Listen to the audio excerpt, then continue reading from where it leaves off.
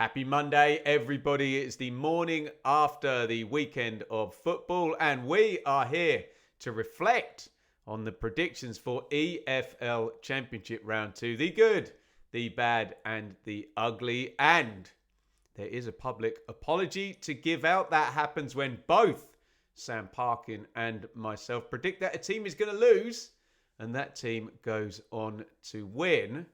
Middlesbrough are not going to be in receipt of a public apology. I did have a few comments from Borough fans saying, hey Ben, you predicted we were going to lose. I did. I thought Millwall would take this one 1-0. Borough, great win there 3-0. But Sam Parkin has saved my backside. I think he called a draw on that one. So Borough, well done. You ain't getting a public apology though. And neither are West Brom, who I also predicted would lose. I backed Wrexham to win that first home game over at the racecourse. And not only did they not do that, they lost 3-2 to the Baggies. There's a bit of a correlation. Again, Sam Parkin, he actually had West Brom to win that one. So completely saved my bacon again there, the big man. And the correlation is that a couple of those surprise leaders caught me out. There you go. You tell me which one. Either I'm an idiot or it's a bit of a surprise that those teams are at the top. All will come out in the wash. But fair play, Borough and West Brom for proving me wrong. But one team proved both myself and Sam wrong this week. So we will be issuing a humble public apology to Preston North End. Here's a clip. I think you just go with the fact that if Leicester, and we can say this about year one parachute teams for the majority of games they play, if Leicester just don't play this in a ridiculous way or make any stupid mistakes or get any crazy bad luck, they should be able to do a workaday away win. And that's what both Sam and I have gone. So it's a double, Preston 0, Leicester 2. There you go. Fair play to Preston. We both said they would lose 2-0 at home to Leicester. They won it 2-1. And look, I've made that clanging mistake. I made it all about the parachute team, didn't I? And said that if Leicester turn up and a workaday away win is what I was talking about. But that doesn't factor in that Preston really turned up. And from what I understand, were pretty decent value for the win. And they've started really well, North End, haven't they? 4 points from the first two. And Osmajic, they've got a striker scoring goals. He's scored in both games thus far. And I think this win is symptomatic here of a team nice and stable that got all their business done early in the window and has got a bit of a head start, Preston obviously, on a team in Leicester who is far less stable, Lots of back and forth with management. We still think there'll be movement in the transfer window. Hermansen left.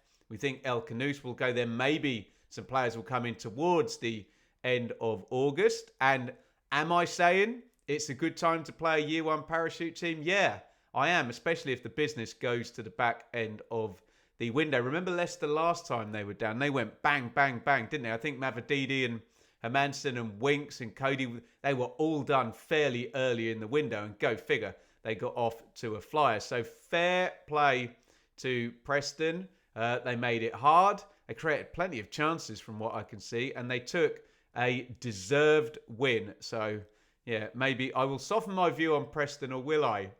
Because it's Ipswich versus Preston next week. So maybe I'll be here issuing another public apology to the North End fans. Get in the comments if you're a Preston fan or a Leicester fan with your thoughts on mine and Sam's faux pas on that one. Obviously, if we are reacting to our predictions, I do get to talk about the good ones.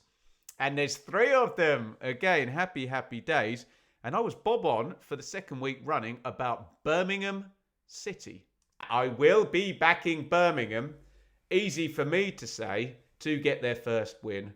I don't think they're going to batter teams, and they didn't in League One. I mean, battered them kind of possession-wise and control-wise, but I think it's going to be methodical. So I'm only going to go for the 1-goal victory here. I'm going to go Blackburn 1, Birmingham 2. Never in doubt, hey? Despite a 98th minute winner for Birmingham. I suppose I was right in one way that, did they batter Blackburn to get this win? No, probably not. Were they value for it despite it coming in the way it did? Maybe. I don't know. I guess Rovers fans would argue different. And you know what it's like as soon as it gets to stoppage time and you get that type of turnaround, then it's always that element of, kind of chance to it. But I was fairly confident on Birmingham going there and getting that win. And that is indeed what they did. And I do think you are at this point now. We were talking in the Benjamin Bloom Football Channel WhatsApp group about that this is a game Birmingham win right now in their history, don't they? They got such momentum, such good feeling, and that can carry you through moments like this where maybe you get a draw in a different time and place. But no, right now with that away end full and all of that good feeling after the promotion and a great summer of recruitment, you go and win the game. So yeah, they're on a roll, and that was decent for me in the predictions. It's the second week running I've got Birmingham bob on. It was also the second week running I got Ipswich bob on. Here's a clip. I just wonder whether it might get a little bit okay, take a point, shake, move on. I've got it ending that way, so I've got a lower scoring draw than Sam. I've gone Ipswich 1, Southampton 1.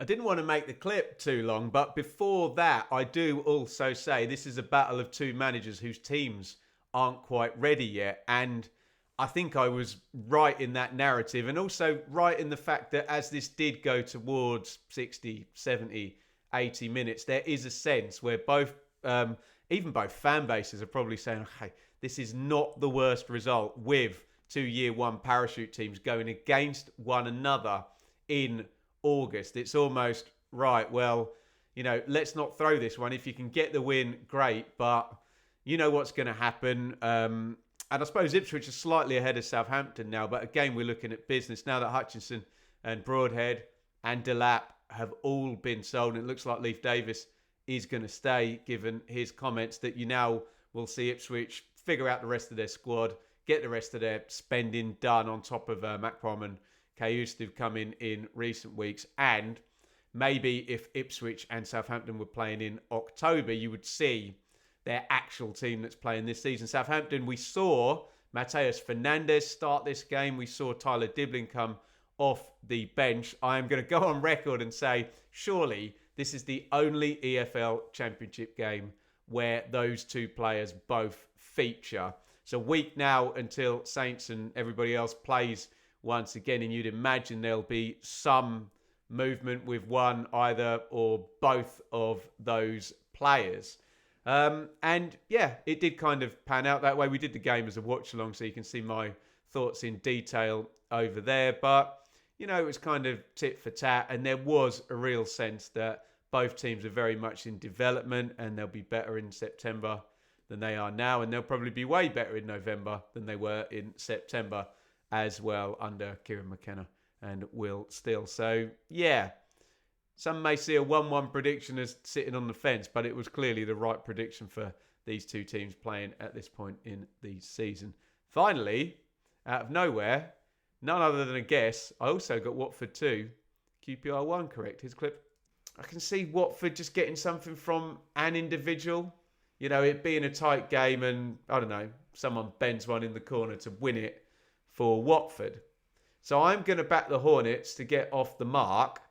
It'll be a pretty horrific start if they don't, because it'll be 3 defeats in the first week, which is not the one you want. You're the one I don't want. So I'm going to go Watford 2, QPR 1. There you go.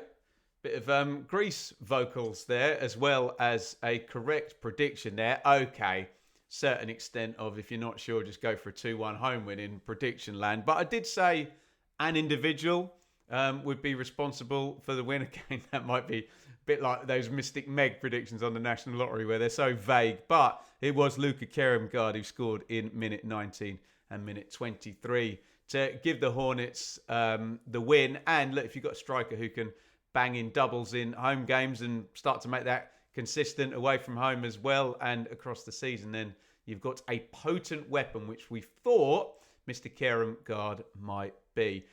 Get down there in the comments with your thoughts. It's always nice to kind of sort of check out what we thought might happen against what we did happen. Again, this idea that I've been caught out by a couple of surprise teams at the top there, maybe Middlesbrough and West Brom doing the business. 2 for 2, right up at the top of the table. Get your thoughts in on that. Well done, Preston. They get the public apology this week. And even though people were very keen to say, well, Ben, it's only 1 week after we put a clip up from the Sportsman podcast saying, you know, the parachute teams are struggling. Yeah, maybe it'll change. It very, very likely will. And maybe this is a not permanent situation. But once again, have a look at it after round 2. I can double down and say Ipswich didn't win. Southampton didn't win.